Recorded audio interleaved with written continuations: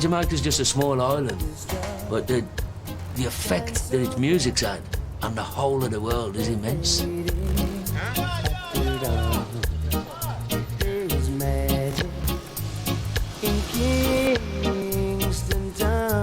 20 million records come out of Jamaica every year, which is ridiculous. That's a phenomenon, you know, for the amount of people that are here. The place I long to be. That's all we played was reggae music, and so it became a seriously big part of my life. Just to see the girls I play. It's the sexiest music in the world. When it's playing very loud and you can feel it, and you're holding on to a lady, it's a wonderful, wonderful feeling, you know. I mean, no other music moves me like reggae does. UB40 are arguably the most successful reggae group in the world. Bob Smeaton's film tells the story of the group's formative days in Birmingham over 20 years ago, and how their subsequent success has given them the opportunity to meet and record with some of the artists whose music has been the inspiration behind their desire to play reggae music. The choice of playing reggae music was the easiest thing in the world for us, because that's what we all loved as a unit. Not to play it, but I mean just the choice of of what sort of style of music. This is Trafalgar Road, and this is where we really got down to learning to play our instruments. But there's a house we're coming up to now on the right-hand side. It's actually this one here, this beige one, and there was a cellar downstairs which we converted, and we started, to learn to play. Oh, this pub here now, on the corner of York Road and King's Heath High Street, it's called the Hare and Hounds. It was actually the very first show that we played, and it was for a friend's birthday party. I think we did about a 40-minute set there, and that was really nerve-wracking.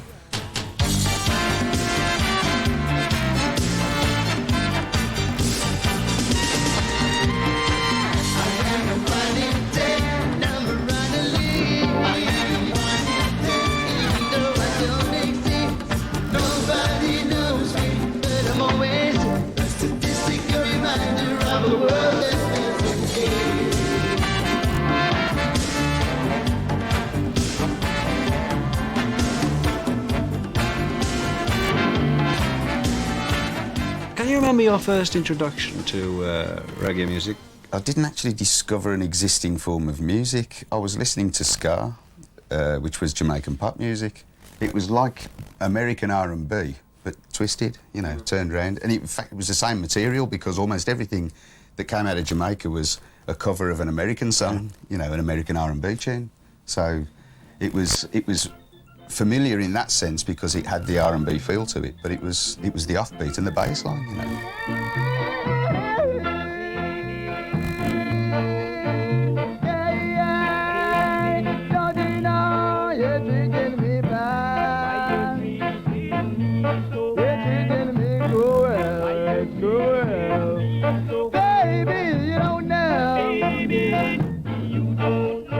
Did the fact that it had these Jamaican roots, was that an exotic attraction? Did you find this was added to its attraction? Absolutely, yes, of course. It was like nothing I'd heard before, and it was exotic because it was from a faraway country, and all these black people around me were playing it, I don't really know. I just thought it was the greatest thing I'd ever heard.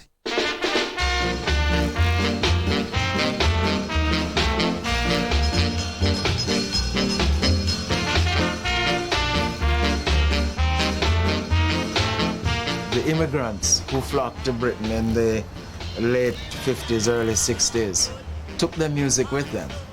And that is one of the interesting aspects of how that music seeped into the the mainstream of British pop music.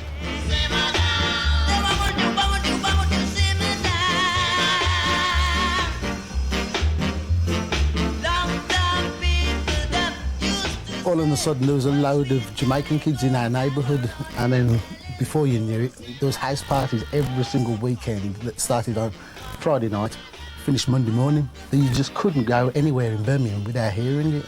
Was that your experience as well? Was it just the fact that it was all around and I think so. It was new. It was the music of the youth. See, when I got into it, I mean, I was aware of ska and everything, and I own ska records, but I fell in love with Rocksteady, really, which was when it slowed down. She said, get ready, run, come to the Rocksteady. She said, get ready. Oh, it's a sucker to me, baby. And all right. 'Cause morning boy are getting ready to go Rocksteady. Well, after Rocksteady comes reggae in roughly 1968, and that has really remained the kind of generic term for popular Jamaican music. Reggae got soul, got so much soul. Reggae got soul, got so much soul. One time I listen to the beat, move it and feet, yeah. Rock me by the line, yeah, yeah, yeah. Morning time.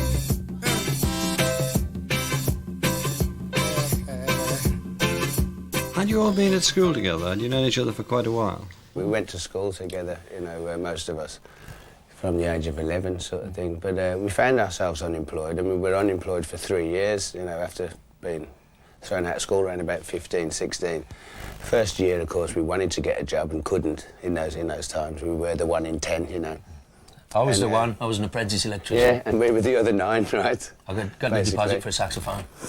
Yeah, so then after a while we didn't want a job, after being unemployed for 2 years, when you're a kid like that, and all your aspirations. I can remember being, at the bus stop, at 8 o'clock, having to go in and sign on every day because I was always late, thinking I'll never have a car, I'll never have a house, I'll never have anything, and it's like, built up a resentment sort of thing. My arms enfolded dope, mouth pushing out my head. My eyes are black and lifeless with an underprivileged state.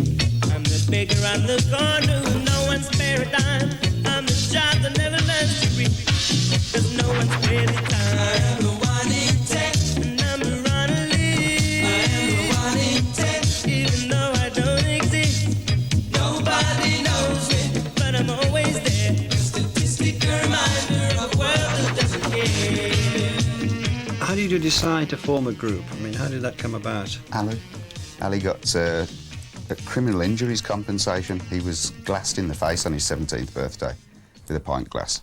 And I think he got £3,000 compensation. And with that £3,000, he basically equipped himself and Jimmy. He bought equipment, and said to his mates, I want to start a band, who wants to be in it? None of us had a clue about music. Robin knew 3 chords. I didn't know the tenor saxophone was tuned an octave and a tone above concert pitch. I'm still not sure what it means now. Neither am I. But, I kind of... But it sounds all right to me. Did there come a time when you thought, well, we've got the grip on these instruments? Was that, did you... when That time will never come. No, it never comes, I don't think. Because it's not so much, we don't focus on singular performances, We are what we are when there's 8 of us playing. Any one of us on our own would be pretty dismal.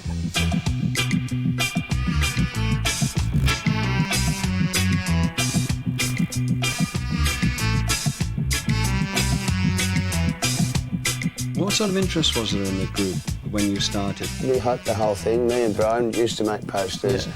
And in fact, even before we'd got our instruments together, people were in the pub saying... Have you seen UB40? Have you seen UB40? We put posters everywhere. Yeah, they're great and all that. We'd be going, whoa, wicked, yeah, really good. And we hadn't actually... So there was a bit of hype going on there. We were very hungry. But we hyped ourselves in and around, 6 Mile area, Borsall Heath and Moseley and all that, which is where we did our first shows, which became very popular.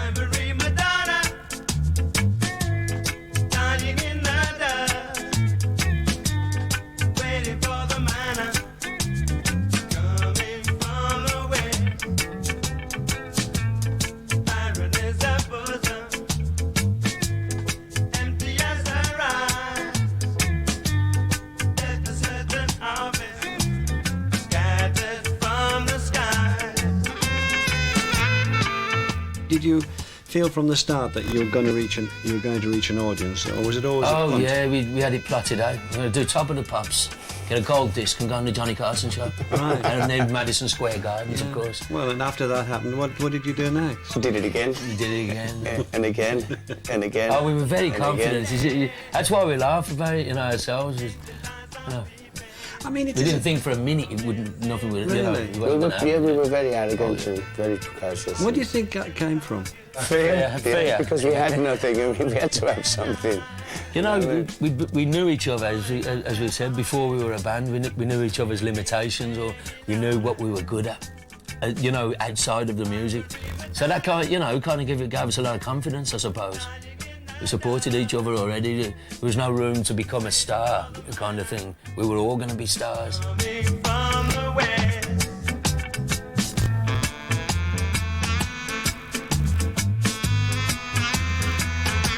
Bob Lamb, who was also from Moseley, Borsall Heath, he had listened to us in the local pubs, and he went and approached this guy called Dave Villa, who owned Graduate Records, and went, look, these kids are causing a stir. Have a listen. He listened, and then he said, all right, come into my studio, let's record an album. And we worked out a deal, and when we got to there, it was actually his bed set. And if you strip, like I said, if you strip my track down, I was out in the garden with the birds, you know what I mean? And so you can hear loads of mad things happening in the background. It's this one. That one. I was one of them anyway. When we made that album, that was what we could play. It wasn't like we could step outside and say, let's have a jam with something. It wasn't like that. You could play those 13 tunes. Yes, those tunes, yeah. Which we rehearsed from 9 until 5 every single day. And we'd only play in Birmingham once every 6 weeks because we didn't want people to think we were easy.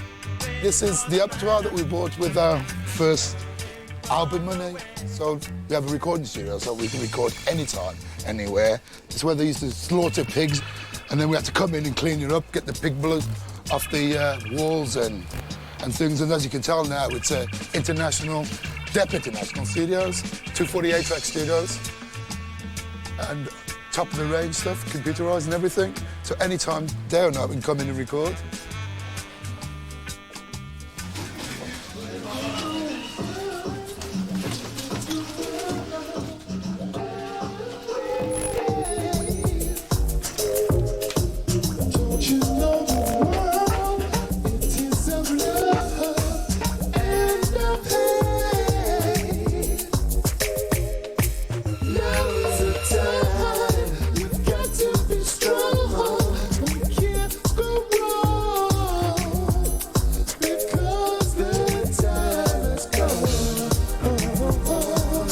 Were you surprised that the reggae you played took off to such an extent? I think we were the acceptable face of it all, It's like, and also we weren't a Rastafarian band, which alienated everybody, basically, especially in America. The fact that there's 2 white faces in the front, and one obligatory Rasta in the middle, or what seems to be an obligatory Rasta in the middle. I think that's what made us, Made it easily digestible, maybe, but that wasn't styling on our part. That, we were a bunch of mates, that was the way it was.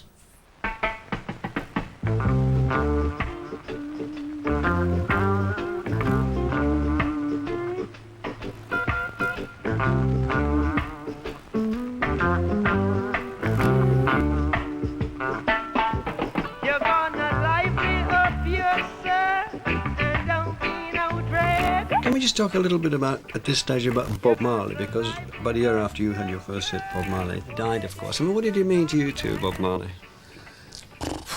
Well, he was... For me, reggae. yeah, he was. He was Mr. Reggae, if you like. I mean, like he had brought reggae to the world, if it, outside these little cliques that we were talking about when we was younger. You know, he was the first reggae superstar, and it was a big shock when he died. But I wasn't scared that reggae was going to all of a sudden fold and disappear, because there was other artists who'd been playing reggae before Bob Marley. The time he died, he was poised to be as big as Bruce Springsteen, I'd have thought. You know, I mean, he was playing to crowds of 100,000 people in America before he died. So, you know, I mean, for me, he was just, everything happened in the, as I was saying, musically, you know, the formation of reggae through the rocksteady period, everything, the mid-60s to 1970, everything happened in reggae, everything. But African Herbsman and the Wailers was the sound that took reggae into the 70s, and he was just the #1 act, you know, all the way through the 70s. You're gonna liven up yourself, and don't say no. You got to liven up yourself, I said so. Hear what you gonna do, you rock so, like you never did before.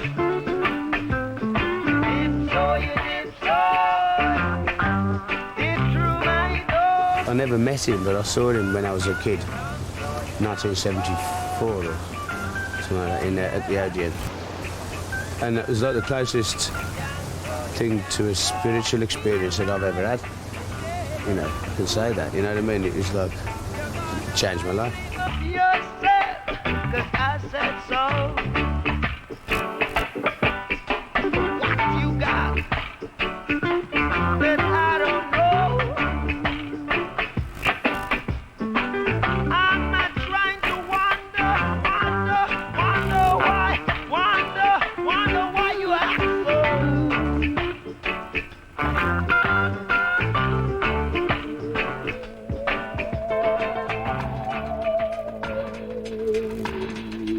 I'm a rebel, so rebel. I'm a capturer, so adventurer.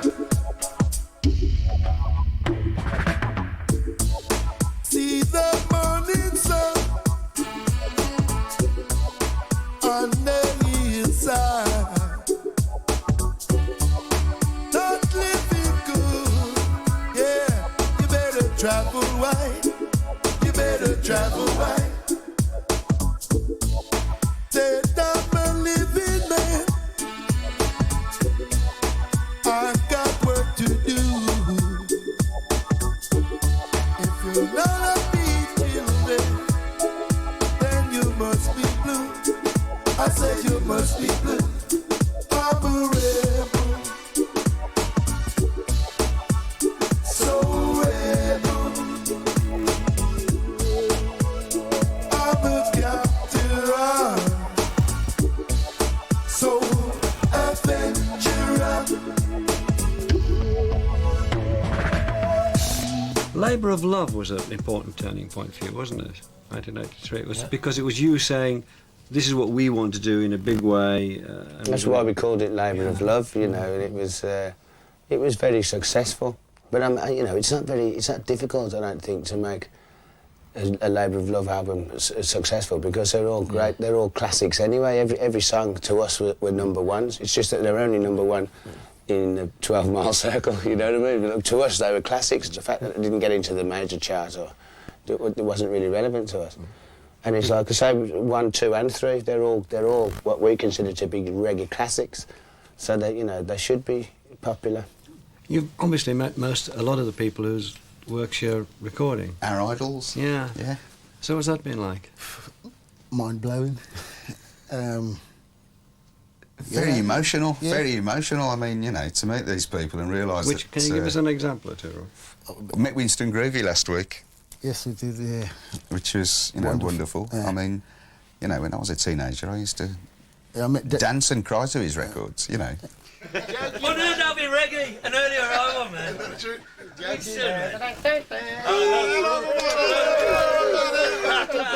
Yes, boss. There's a lot of people. Hello, Robin. Earl, Winston Groovy, man.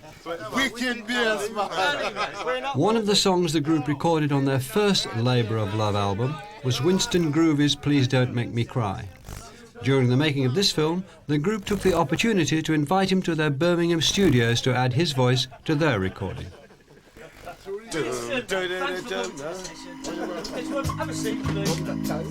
know that too.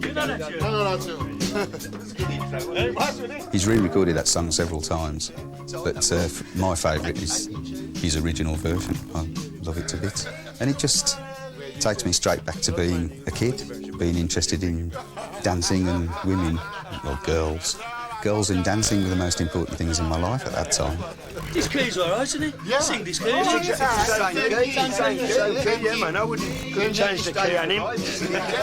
You know, to tell you, the first place we had this was in a youth club. Right. With like 600 little skinhead kids. Where was you when you did this? Where did you record this? Where did I record? You remember? In London. London, yeah. I can't remember where we recorded our version. No? That was only 15 years ago. If there hadn't been cameras there, I'd have been blasting like an idiot. It's just the most wonderful feeling in the world. They're our idols, you know. Video label. Orange hair. That record got me together with my wife. So you're responsible 20 years of alimony payments, basically. Yeah, turn the tune up, man, so we can have a listen. I got my first passport to this. Yeah, turn it up, man. Leave that bit in.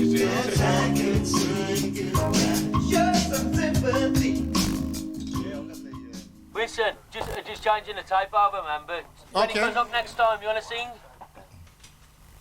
Safe there, Winston. Yeah, man. Safe.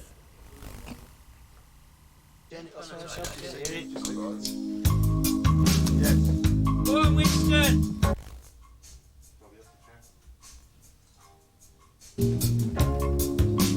Volume up, man. Say you're gonna leave me, but I'm begging you to stay.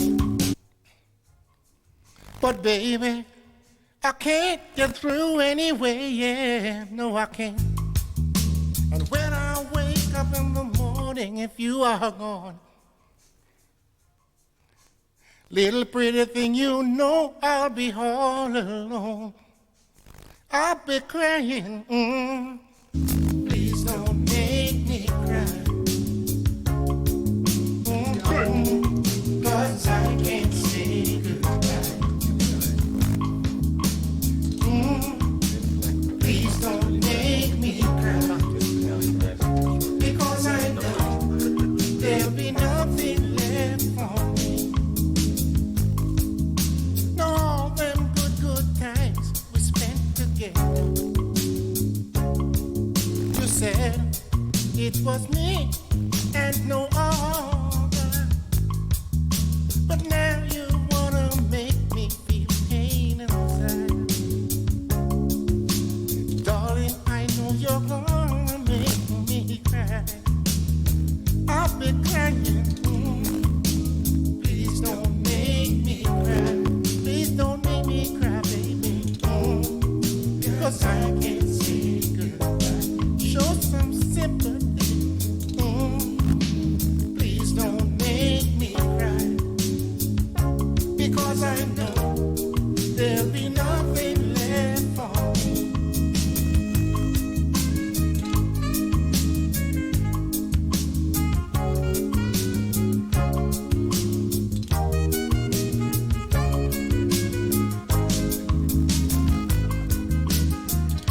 All this pain, I can't stand it.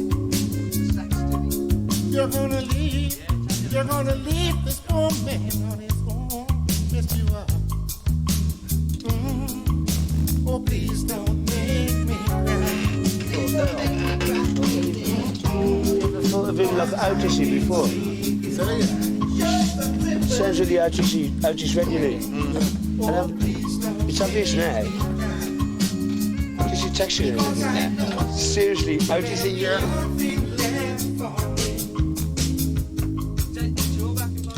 All this pain, I can't stand it. You're gonna leave this poor man on his own. Yes, you are. Please don't make me cry, baby, I'm bleeding. 'Cause I